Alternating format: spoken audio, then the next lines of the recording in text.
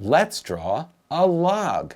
D-R-A-W with M-R-M-I-K-E. Let's begin with an oval. Oval. Right there. And we'll add 2 lines. 1, 2. Let's make the bottom line longer. And you'll see why in a moment. Right, next, on this end, let's add another line, make a space here, and then we'll add another line here and stop. Then we're going to add a curve. Next, we're going to add 2 lines right here.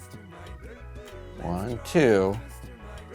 See, that's why we had this one stop, because we wanted to add this little branch coming off. And we're going to draw an oval right here.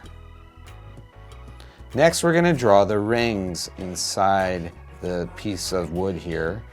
That's going to have 2 ovals. We'll do 1,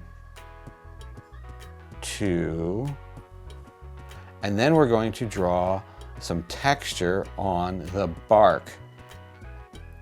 So we're just going to add lines by doing that. So the lines can be however you want them to appear. I'm just going to draw a bunch of short lines like this. Look at all that texture. Look at all those lines.